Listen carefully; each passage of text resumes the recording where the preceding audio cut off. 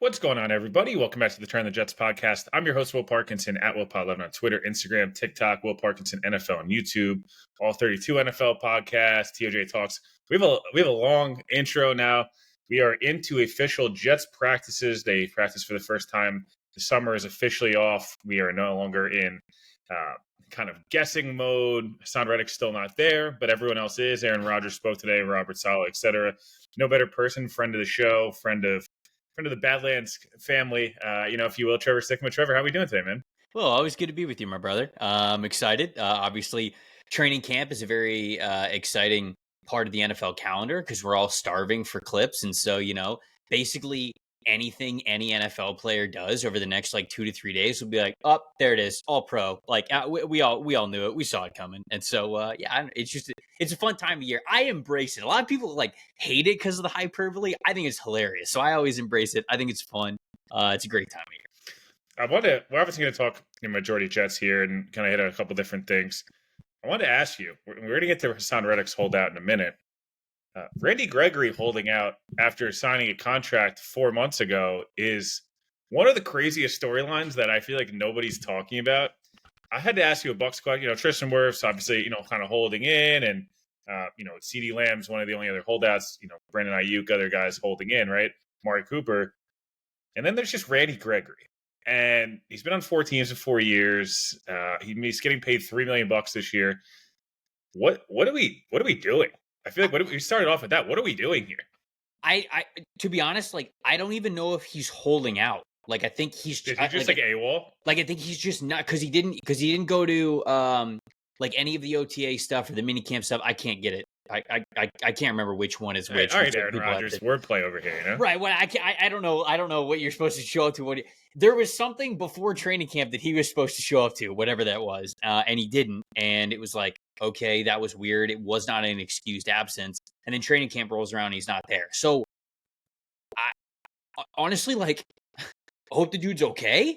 That's what I thought. And then I'm like, someone's like, it's a contract dispute. And I was like, over what? No, because if it's an actual contract dispute, I didn't read that, but I also haven't heard that because it doesn't make any sense. You signed the deal 3 months ago. You agreed that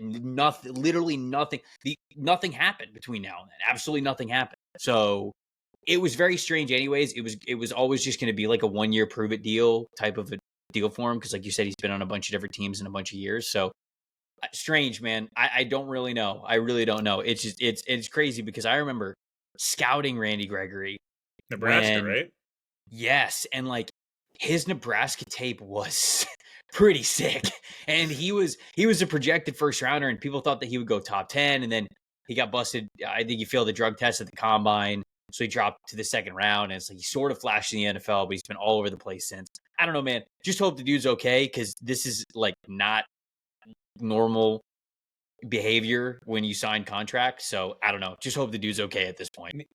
One more Bucs question for you. Tristan Wirfs, these top 100 lists come out, and I know Connor and Joe spoke about this the other night about, kind of Sauce being not the number one corner on the ESPN list and some of these different, funny, there's always the anonymous remarks. And as someone who does this for a living and is at the Combine, the Senior Bowl, and the Shrine Bowl, you get to talk to a lot of people around the NFL. I'm not shocked. They don't all watch every single piece of tape from every player around the league.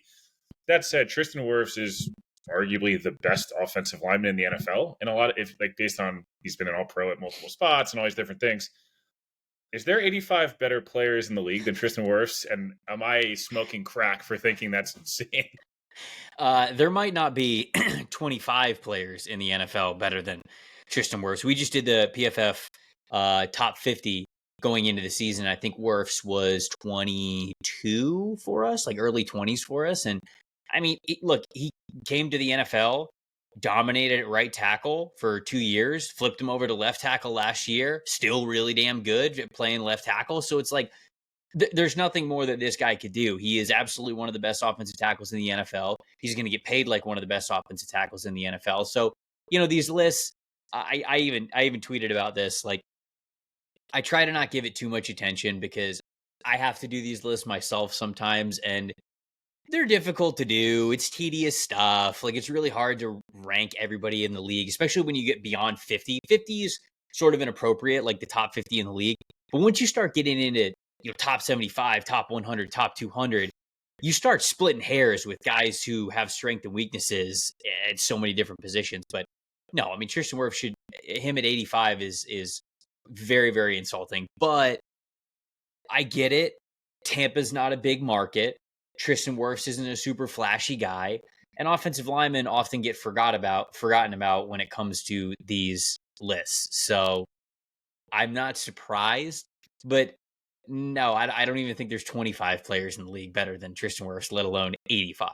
Yeah, no, I'm on the same page. I just wanted to update something I mentioned earlier. Trent Williams is holding out. Brandon Ayuk is holding in. I don't want anyone to tell me I'm an idiot for that.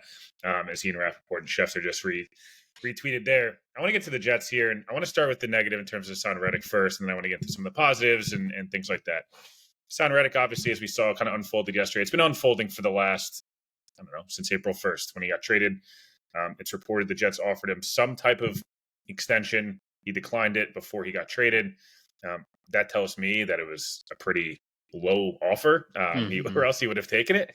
The Jets don't want to negotiate with him until he's in the building. He wants $25 to $28 million a year. I don't blame him, frankly. He's been the fourth or fifth most productive edge rusher in the NFL the last 4 years, or since COVID, since the Cardinals stopped playing him at linebacker. That's a whole nother discussion. But if you look, and again, I'm not just defending the player here, because I think in a lot of ways sometimes it's easy to defend the player. NFL sack leaders since 2020: TJ Watt 62, Garrett 58, Hendrickson 53, Reddick 50.5, and Nick Bosa 44.5. Those guys respectively 28 million, 25 million, 21 million, 15 million, and then 34 million. Obviously, one guy stands out there. He's been paid multiple times. And then from the Jets' perspective, he apparently told them he was going to show up. He didn't show up, the whole 9 yards. It seems like we're heading towards a Amari Cooper, we're going to fully guarantee the deal, which is quote unquote kind of bullshit, because the second the season starts, the deal becomes guaranteed. And we're going to add some incentives. Is that what you would do here? Like, what do you make of this kind of whole circus? Because we just don't see holdouts a lot in the NFL anymore. Usually you hold in, you don't get fined and things like that. Yeah, it's sort of a tough situation. Because like Reddick, he gets traded, right? And he like declines the contract before the trade. So he's like, no. And then they go, okay, well, we're going to trade for you anyways, and we'll get it done at some point. The problem with Reddick is he's 30, 31. He's going to be 30 in September, yeah. Like this is absolutely the last big deal that he's going to sign. So you look at somebody who feels like they've been underpaid for a while now. You mentioned all the guys where his statistics kind of match up against. And, you mentioned sack production. And even though sack production, certainly as a PFF guy, like I don't think that's the best way to judge pass rushing, but it often is when it comes to a lot of these big contracts. Like that's a negotiating piece is the sack totals and everything. And that's a lot of times where the negotiation begins. So I don't know where they're going to end up, because I think both parties can kind of dig their heels in pretty deep here, right? Because Reddick can basically say, I'm not playing for something I don't think I'm worth at this point. This is the last big contract that I'm going to sign. I'm not going to risk getting hurt, because if I get hurt, then I'm not going to see really any contract. And they need him. They traded JFM. They don't have a second, I guess. So they kind of need him. Obviously, the lineup looks a lot better with him in there, but at least if you're the Jets, you have Jermaine Johnson, you have Will McDonald. Like you can, it's not the depth that the Jets are looking to have, because like last year you look at the defensive line and it was one of the deepest defensive lines in the NFL. I'm in Charlotte right now, and I went to Panthers Jets joint practice camp once last year, and I was like, dude, the Jets B team on the defensive line is whooping the Panthers first team offensive line. And I remember tweeting out, at least one of these things is going to be true. Either the Panthers are going to have the worst offensive line in the NFL, or the Jets are going to have the best defensive line. Turned out that like both of them were kind of true. Yeah. Right, both of them were kind of true. So without Hassan Reddick, no, they don't have that like rotational depth that they would like to have, but they still have good edge rushers. They are still at the very worst, like middle of the pack in the NFL with just the two guys that they have. And then obviously if you throw Hassan Reddick in there, it immediately becomes like a top 10 edge rush unit. So that's where this gets interesting, because I know what you're saying. Like, they need him to operate the way the Jets want to operate. But in terms of like a desperation move, they don't. They're not like a desperate team to get him. So if Reddick's going to dig his heels in really far, and the Jets are basically like, we don't need you at $25 million a year. We didn't think that's what we were trading for. I don't really know how this ends. And I say this and watch, tomorrow they're going to get a deal done. And of course, that's just the way that it's going to go. But that's just, when I look at the roster in this situation, that's how it looks from an outsider's perspective. Yeah, look, I think there's a couple of things. I didn't know this. I guess in the CBA, and again, I have to fact check this, but this is what I was reading this morning. If you miss 5 days of camp, you can lose an accrued season towards obviously he's still gonna be a free agent, but once you get 10 years in the NFL, obviously that's a huge deal and stuff. So apparently you could lose a season of accrued time towards retirement and stuff. I don't know how much he's thinking about that right now, but again, that's just something to mention. Look, I've said for a long time, I think that the Danielle Hunter extension may make a lot of sense for Hassan Reddick. It's a very similar player. A lot of ways, production, age, position, the whole thing. 2 years, basically fully guarantee the deals, and then he would walk. The comp pick would come in. Jermaine Johnson gets extended the year after that. That's kind of seamless, one in, one out type of thing. If the Jets don't do that, I get it. I also think this is part of the Jets saying, and Woody Johnson saying, go win some games before I start giving more big extensions. We haven't won shit in 13 years, and I'm not going to have the number one highest paid cash flow in the league until you start winning games. I'm not agreeing or disagreeing, just saying. Yeah, could be something.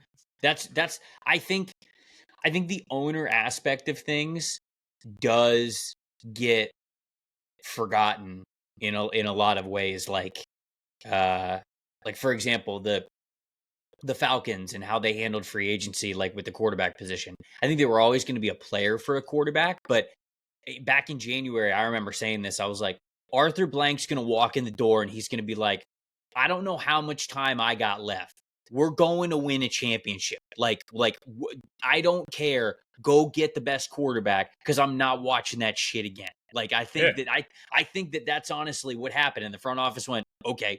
And they went to go get Kirk Cousins, regardless of how much they liked Michael Penix at the time or whatever. So I do think that sort of ownership doesn't get talked about enough as potential motivating factors for some of these things. No, and I want to get to some of the on-the-field stuff. Aaron Rodgers started out really hot today. They didn't have a great red zone period. It's day one. It's a 90-minute practice. It's essentially a glorified minicamp practice because until Monday, the Jets don't have pads on as well. I think there's 4 ramp-up. It's 90-minute, 95-minute practice, and an hour and 45-minute. This is part of the new CBA and how they kind of ramp things up. They'll put pads on Monday, I believe. Garrett Wilson's gotten there was a lot of talking points from Aaron Rodgers today on Garrett Wilson and Malachi Corley specifically, and how when he plays quarterback, he likes things a specific way, where maybe Garrett does a little more in his routes because that's kind of how he gets open, and it's awesome to watch. But it might be Aaron Rodgers said he's never really played with someone like Garrett Wilson in his career. He's just a unique athlete.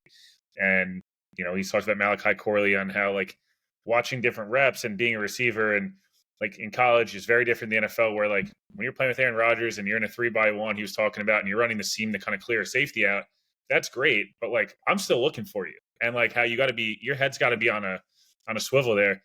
What do you make of, this receiver room and what Aaron Rodgers could potentially be this year? I think last year we got really excited about, hey, really fun team outside of quarterback and offensive line.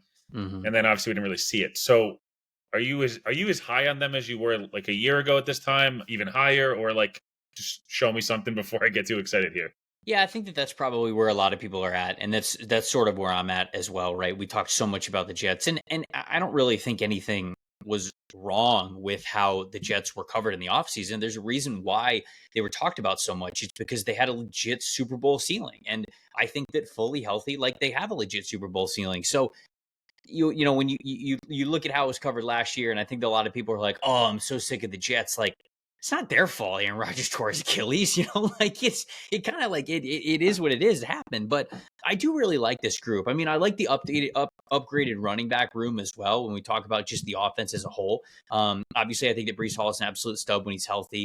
But man, they attacked running back a lot heavier than I thought they were going to. I figured they'd probably draft one, but to bring in Braylon Allen, and Isaiah Davis. You also have Izzy Abanaconda. Like, that's a really deep running back room now. And so they have sort of, I don't want to say injury proofed the position, because Brees is one of the top 5 backs in the NFL. And if you lose him, it's going to be tough to replace him. But you at least give yourself the body and the styles to be able to still have a really good run game in case Brees were to get hurt. So then when you go to wide receivers, yeah, I still think Garrett Wilson's a stud.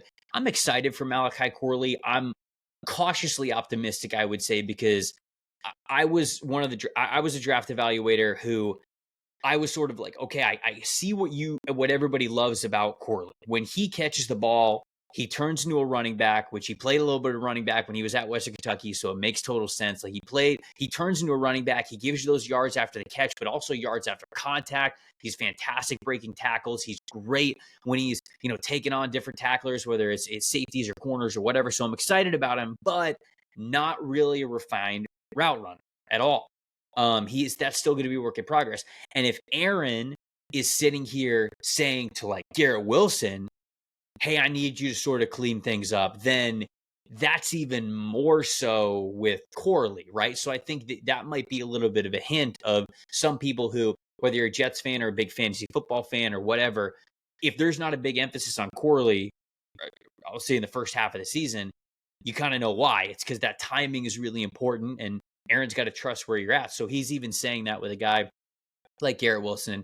I like, obviously, some of the flyers they took. Obviously, bringing Mike Williams in, I think is a good flyer for them to take. And a lot of the rest of the group's kind of the same. I know Alan Lazard was a disappointment last year, but Rodgers is still great, right? And I really do believe that. I had him in my top 10 quarterbacks still going into this season. A lot of people were like, oh, he hasn't proven anything.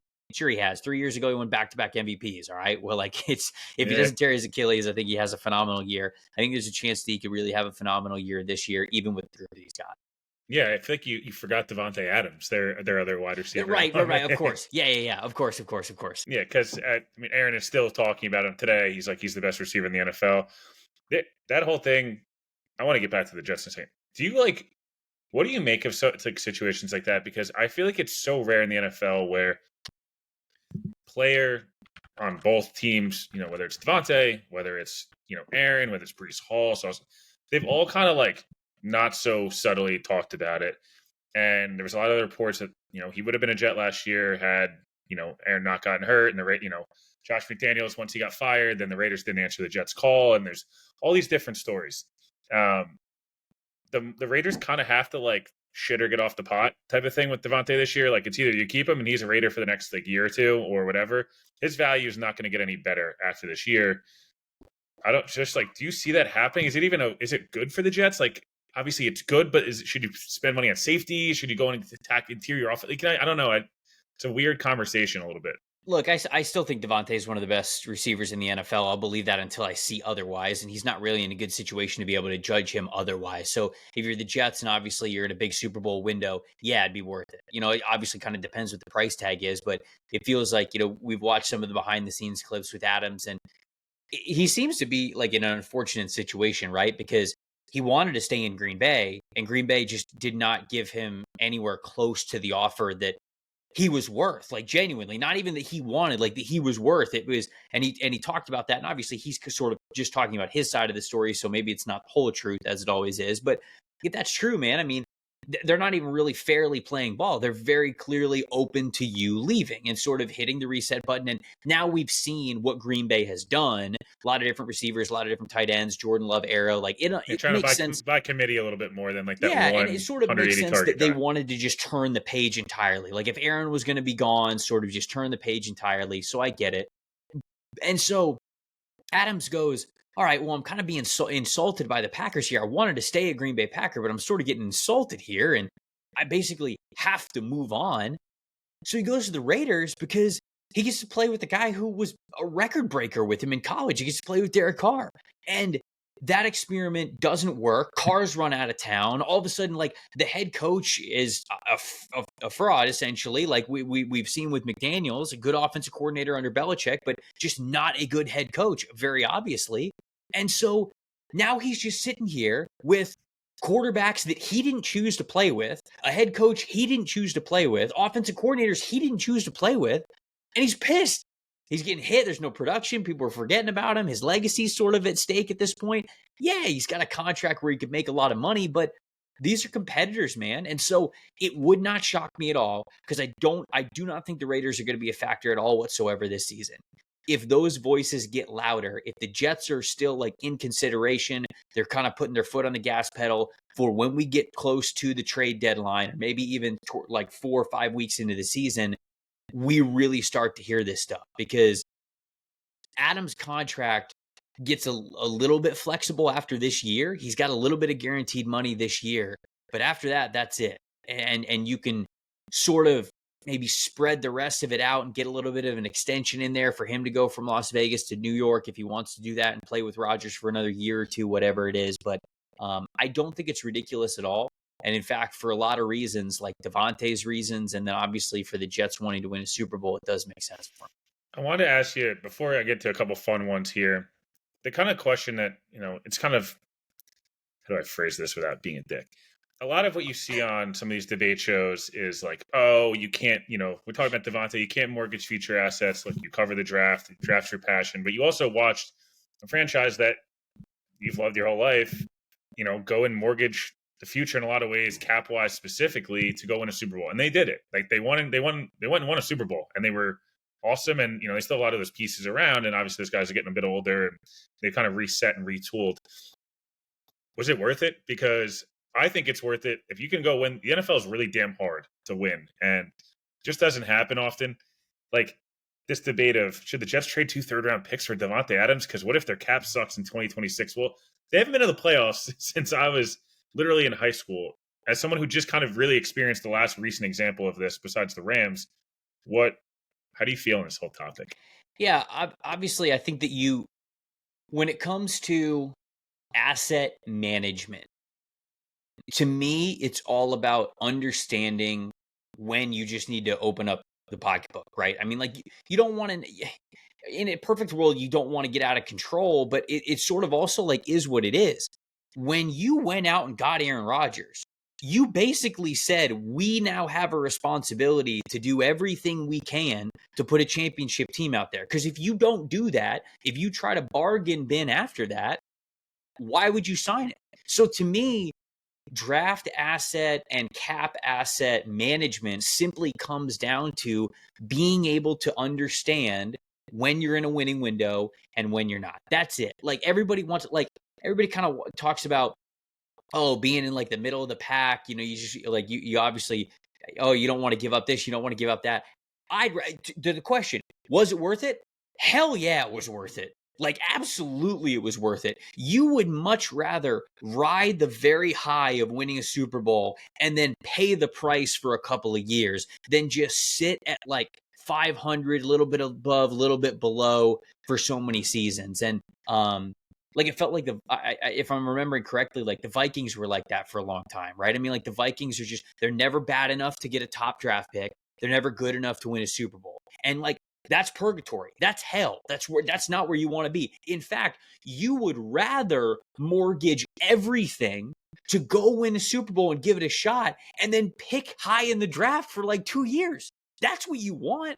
That's when you talk about like a healthy franchise, that is sort of a healthy version of the franchise because it's a lot of times it's unrealistic. Now, some winning windows are longer than others, right? Some you're trying to like, burn the flame as fast and as hot as you can. And other ones, you could see that, all right, we're going to be in a winning window here with our contract, whether we got a quarterback on a rookie contract or just a bunch of stars on rookie contracts, whatever. You could say to yourself, all right, our window's open for about 4 to 5 years. But other teams, you go, we got like a 2-3 year window.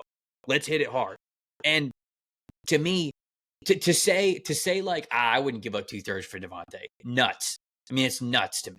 That's absolutely crazy. You would 100% do that because a lot of the rest of the team is there for you to do that. So That's my opinion. No, and plus the whole point of, a lot of rebuilding and doing these things is to acquire cap flexibility and draft assets so you can both hit on players and then make acquisitions to build the strongest team to go win. Like, that's your job. Last couple of fun ones here. We'll kind of rapid fire last 2 or 3 minutes here. I'm going to ask you a couple questions and you tell me what's more likely here. The Jets have over five All-Pros. Is that likely or unlikely? If you go through in your head, it's actually a pretty fair line there.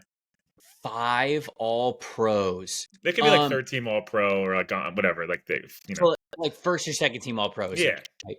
So Sauce, Quinnen, Brees,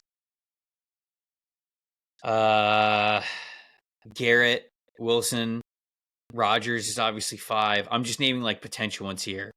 Both the linebackers. I guess I was gonna say like Mosley certainly could be. I don't know if Quincy would be. I don't know if he'd be considered. Tyron Smith. I mean, if Tyron Smith plays a full year, he might get the nod. So that's 7. You trade for Davante, so that's 8.